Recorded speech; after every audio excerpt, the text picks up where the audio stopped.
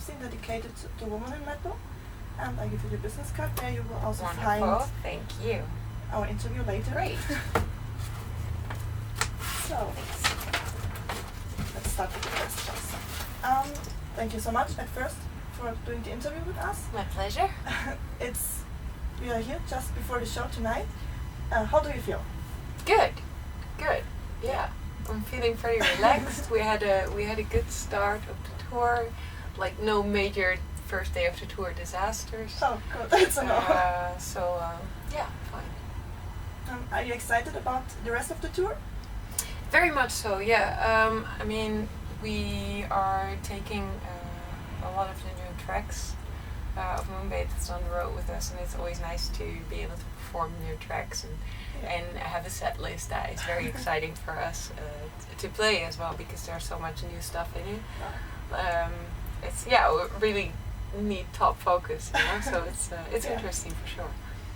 You played a lot of festivals this summer. Mm-hmm. Which was your favorite? I really like Graspop, Hellfest. Yes, I really liked. We did a festival in Finland with Nightwish, which was really cool as well. Arch Enemy was there, Snot Article was there, and we've toured with them a lot last year. So it kind of felt like a big reunion. So that was nice. There have been a lot of really great festivals. So I think this has been our most busy festival season so far. So that was really good in general. Cool. And do you prefer playing at festivals or at club shows? It's always a tricky question. I prefer, for the experience, I prefer club shows because it's just very easy to make a connection with the audience because you know that people bought a ticket for you, you know, or for any of the bands with you. But on a festival, you're never sure whether the people in front of you actually know you or whether they're just there to not lose their spot for, you know, someone else coming out. So on the one hand, I do like the club shows more because it's a more intimate experience. On the other hand, I really like performing at festivals because it's such a huge opportunity to actually win new souls, you know? True, yeah. So the downside of it is actually also the upside of it. People might not know you, but it's great to be able to perform for people who might not know you. So. Yeah, you released your album 2 months ago. Which topics do you apply in your songs? I think that this is a rather morbid album. Like there are several songs dealing with death from different perspectives. There is one about, you know, violence in humankind, and it's quite dark. Yet then again, there's also like the hurricane is quite dramatic, but in the end, it's basically about makeup sex. So there is heavier and lighter topics, but I would definitely say that it's one of the more morbid thematics that we've had so far, and I think that that's also where the title Moonbathers really comes from, because I was kind of struggling with the fact that it was so morbid, because it has always kind of been my theory that you need to have that kind of light at the end of the tunnel, or that hint of, you know, positivity, because even though my creativity gets kind of sparked by these negative emotions, I don't want to encourage anyone to be miserable. But yeah, it's pretty morbid, and I found out that exactly writing about those topics, if you're in a dark place, can make things lighter. So yeah, I played a lot with metaphors for kind of finding that comfort in the darkness rather than in the light, and that's where Moonbathers rather than Sunbathers kind of finds its origins. And what's the meaning of the album title?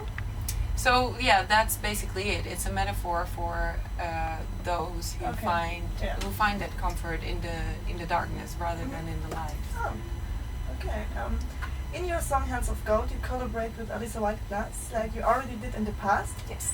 And how is it for you to work together with her? I mean, she's a talented person and she's very well known. Yes. And how is it for you? It is it's always a very, very pleasant experience working with her, whether it's having her live on stage with us and performing the tracks, or have her actually perform the tracks in the studio for the album. What we usually do is we send her like the dummy track, and she works on that, and she provides loads of extra vocal tracks for us to basically kind of pick and choose what we want, and that's amazing. And that's one of the things why it's so interesting to work with guest musicians, because you will give them something, but you know, giving them the creative freedom to kind of do with it what they want, you can be very surprised about the things that they come up with. And I especially really liked how she did the grunt parts with this really dark edge to it, really fitting the lyrics as well. So I'm excited again about her contribution. Yeah, did you plan to get her on board again from the very start, or? I think we were pretty excited from the first time that we worked with her, and you know, I'm actually thinking how did it go this time, but once we had the song and we had the part, I think that we quite immediately thought like, this is a part for Alyssa. So yeah, definitely those things kind of keep playing in the back of your head. Of course. Yeah. It's not the only collaboration you did. Which was your favorite in general? You can't ask these questions. No, that's very hard. Well. I mean, I cannot even, if you ask me what's my favorite song on the record, I cannot even choose. Oh. So this is, well, of course, I mean, I loved all of her collaborations with Marco. That's why there are so many.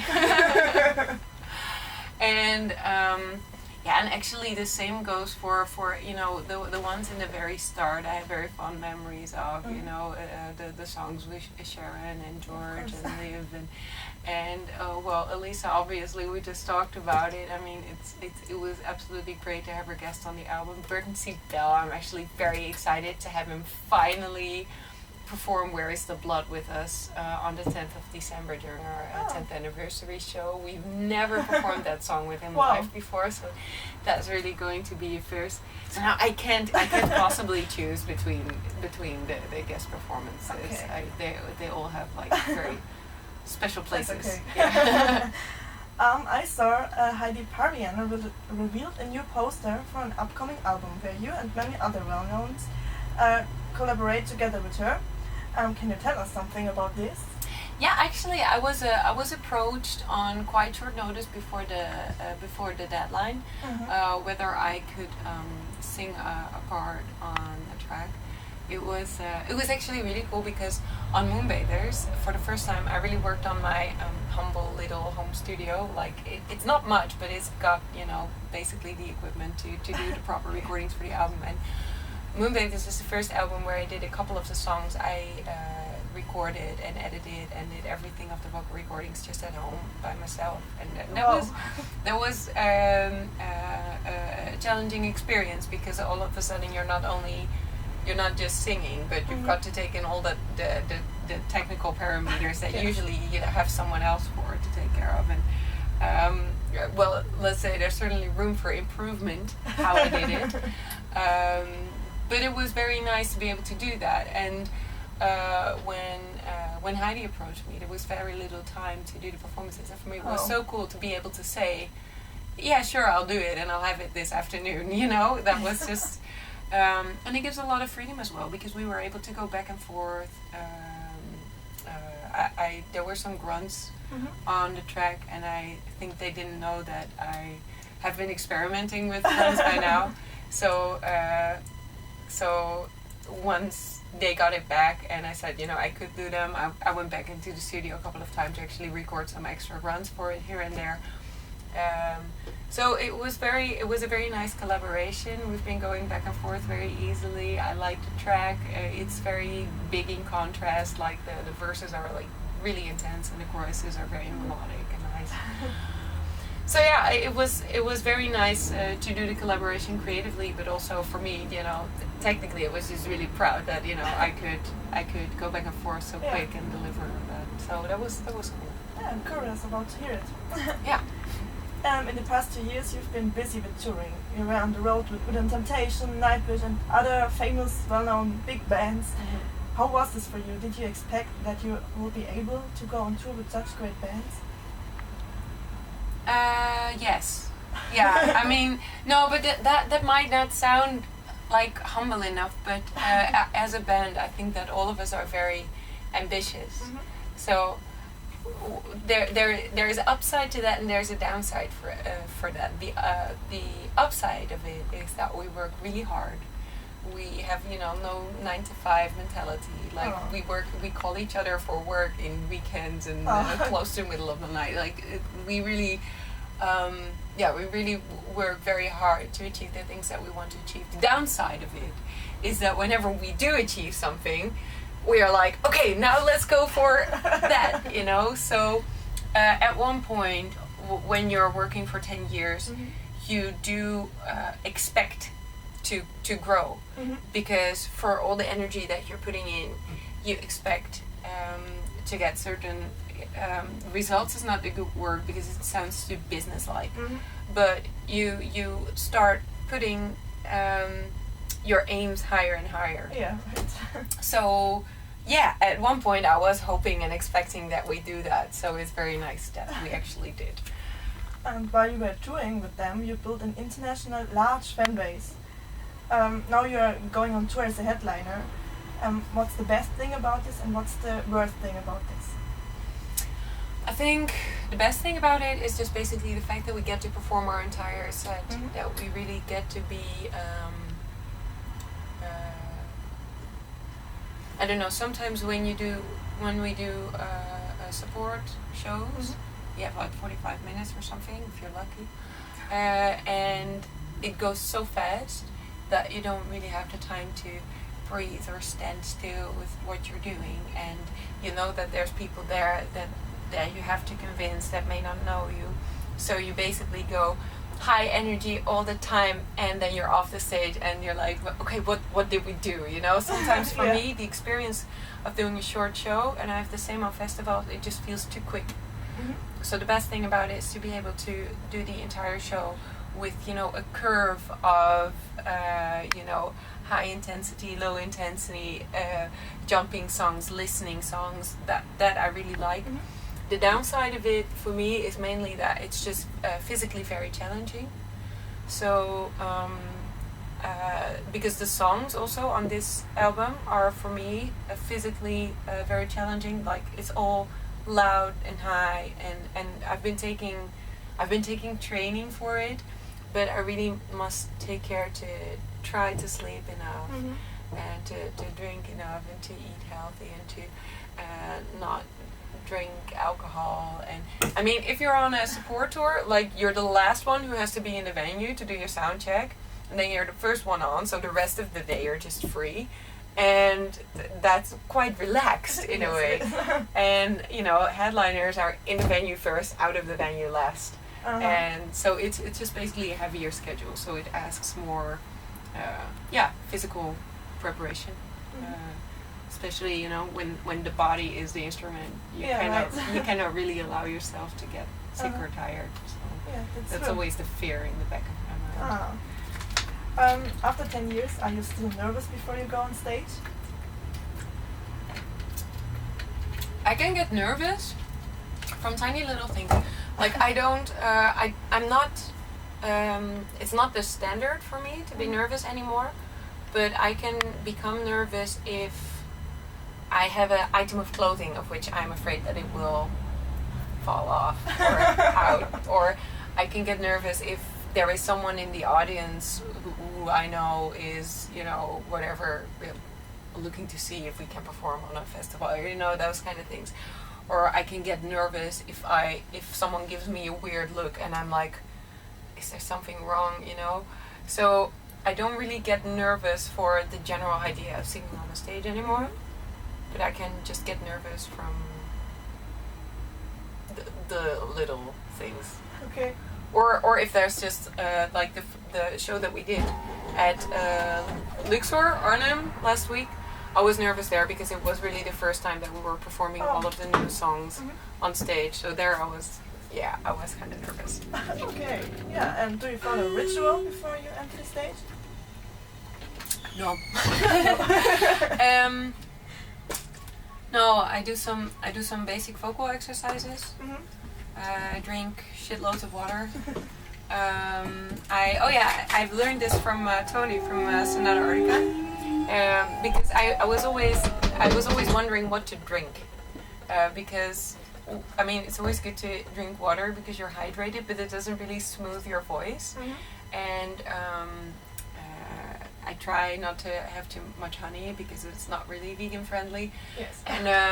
And Tony said you have to take Coca-Cola or some kind of cola, shake the bubbles out of it, and that actually works as a very good lubricant for the throat. So now I always have I have water back at the side of the stage, but I also have this very gross, lukewarm Coke with the bubbles shaken out of it. But it works. Yeah. Okay. Besides your main project, Delain, you work on Phantasma. Yes. With Georg, with whom you've released your album. Where did you get the idea from this album? To be honest, Oliver and Georg were thinking of doing the project and they asked me. So I was invited to join in, and then that got completely out of hand because I ended up writing half of the songs and the book, and so so I wasn't the initial spark, but I was very happy with the creative input that I could actually put into the entire project. For now it's silent because we're not planning on doing any gigs, but I think it was a really it was a really cool side project, and especially the writing for me, like the writing of the story, is something that I had never done before, and it was very cool for me to see that the book got picked up by some literary reviewers, and that it was actually appreciated, not because it was the story with a CD, but as a product in itself as well, and that was really cool. Like it was something completely new. So I really like the project, and I have a little niece, and she's just a year old, and she is it's her favorite thing to listen to. Like she dances to it, and it's the cutest thing. Oh. And could you imagine to write the second novella? Yeah. Let's come back to Moonbatters. I feel that the lyrics for Dance Macabre were inspired by a horror movie. Which one? It doesn't exist yet. Okay. Yeah. We were approached by a script writer from LA who is a Delain fan, and he had a script for a teen horror movie, and he basically asked us whether we would be able and would be willing to look at the script and write a track for it. And the script, it's a teen horror movie, so of course it's gory and over the top. But the story at the heart of it, I really liked, because it's basically about a girl. I cannot say too much because since it's a movie that's not out yet and that might actually be released in the future, confidentiality. But it's about a girl who basically flirts with death and decides not to go there, and then she gets haunted by it. So she really has to defeat death in a way in the movie. And Chrysalis, The Last Breath was inspired by it too, but it was more on a deeper level. It was more about the reasons why she got to that point. And I think that is that is the part where it gets more to a personal level and a relatable level. But I wanted to have also that, because it's really, Chrysalis, The Last Breath is really sad. Like for me, it was in a way horrible writing it, because because there was no light, there was no solution, and I wanted to have the part of the main character where she stands up for herself and decides not today death, you know, decides to actually go on and fight and defeat it. I wanted that to be represented as well, and that is more the character that you see in Danse Macabre.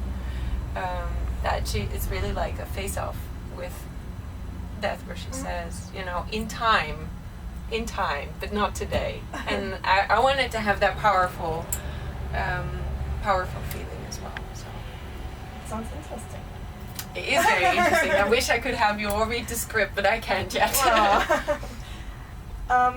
So speaking about yourself, if you would be able to travel in time, where would you go? Woodstock. Seriously? Yeah. Cool. I've been listening to my parents' Woodstock records for ages, and I always felt like I was born in the wrong century. So yeah. Wow. Now the tricky question: which one is your favorite song you ever write? Not on the current album. Which is your favorite Ever. song ever? Favorite song ever? Yeah. From us. Yes.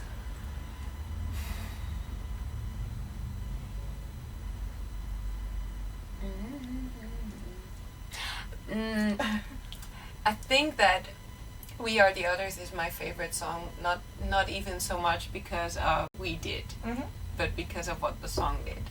I think that is a song that kind of the song is not even it's a very simple song in a way, and I myself I like them a little bit more complicated, or you know, or the more rough songs. So it's not even about what it does musically or lyrically, but the fact that that song specifically, we got so much feedback from people relating to it so much. And, you know, the amount of people with We Are the Others tattoos and stuff is insane. And the fact that created something that was kind of bigger than the song itself, I think that makes it my favorite song. Yeah, mine as well. Cool. What do you think about if there are some fans who coming to every show and want to take a picture with you? It's horrible. So, like, I hate it. No, I mean coming to at least 40 shows and doing 40 pictures with you. Do you feel like, okay, why 40 pictures? Or do you feel, oh yeah, let's do another one? I mean, those people are our biggest supporters. So they can have as many photos as they want. Yeah. But don't think it's weird to have 40 pictures at least? I mean, well, sometimes I do wonder. I mean, of course, there are a lot of people that I know that take a lot of pictures, and I do wonder, like, is this going in a photo album? Or, you know, and some people actually show us, they bring like books with all the photos that they've taken. So I am curious, but I'm not one to judge what you take photos of. You should see how many photos I have of my cats. Like, I can't imagine that people ask me, why do you need another photo of your cats? It's like, I love my cats. Of course I'll have another photo of them. So, I'm definitely curious. And I do sometimes think like, what do you do with this? But not in a judgy way, no. Okay. You may know we are a website dedicated to female-fronted metal. Yes. What do you think about this expression, female-fronted metal? I don't like it. I don't really like it because in a way it defines a genre by the gender of one person in a band. And I always think that, you know, both in sound and in it doesn't really define what a band is about. Then on the other hand, I mean, there are a lot of people that like to listen to loud music, specifically fronted by a female voice, or so of course, you know, call it what you want, but I think that the phrase, the female fronted metal, it doesn't really say anything about the type of music. It only says something about the gender of the person fronting a metal band. So for me, I don't dislike the coining, but yeah, I think it's rather limited. Yeah. Do you think that there is a difference between if there is a male singing the same song as a girl? For example, if you would do a cover of a song from a male band, would you think there is a difference, or would you call it? Well, yeah, there is a difference, but the difference is the gender of the person singing the song, and that's it. That doesn't make it like a whole other thing for me. You could not imagine that for someone it sounds totally better or worse? Of course, because some people have their preferences. Like they like to listen to male voices more, or they like to listen to female voices more. But I wouldn't say that it changes the genre of the song per se if you just switch a singer.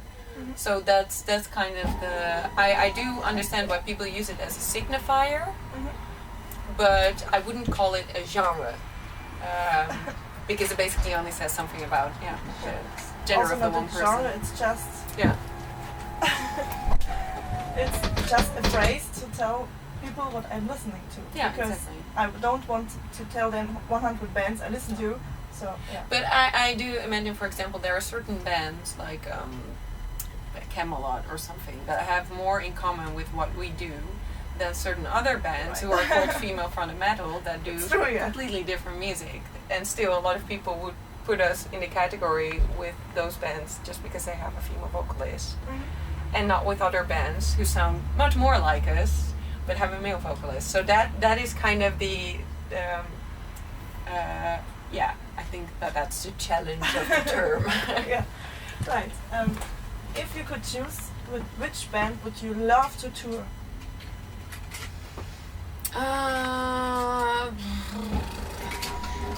We have, of course, a lot of good experience with the bands that we've toured with in the last couple of years, and I think that most of them I would really like to tour with again. I mean, we've had the totally best experience with some of the bands that we named already, like Sabaton was great fun.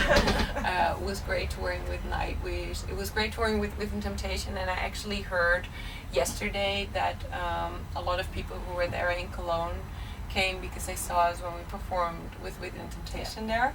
So that is really cool to see. And of course there is a lot of bands that we'd still like to tour with. I think that it would be really fun to really tour with like a old school metal band, like, you know, Iron Maiden or something. And I know that that kind of bands give bands like us a very, not the bands, the audience of those bands give bands like us a very hard time. But it's still, I think that it would just be interesting. Yeah.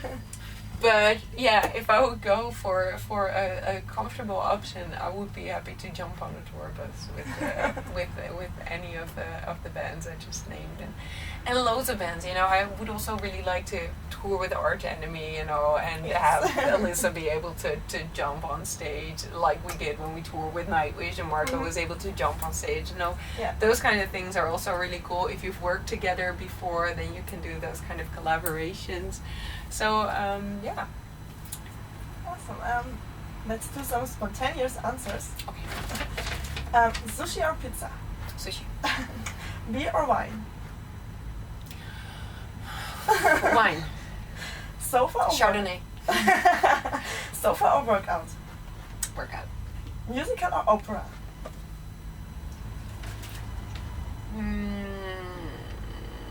Musical. Love movies or horror movies? Horror movies. Summer or winter? Summer. Bar with friends or dancing at the party? Bar with friends. And piercing or tattoo? Both. Doesn't count.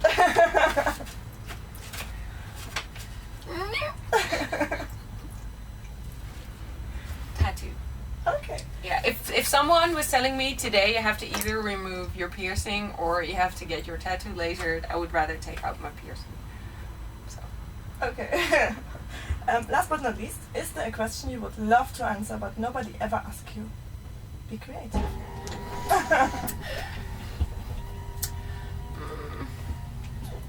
I don't know, you ask so many questions already. The unanswered question. I have no idea. You've done a very good job asking me all the questions that I like, so kudos to you. This point for me, yeah. Yes. Thank you. Bonus points. Yay. I'm done with the interview. Thank you so much for taking the time. And do you want something to add to the video, like greetings to someone or whatever? I mean, greetings to everyone who takes the time to check this out. It's been lovely talking to you guys, you. and I hope to see you all soon. And whoever's watching, I hope to see you on the road. We'll see each other for many times. I guess so. Perfect. Thanks. All right.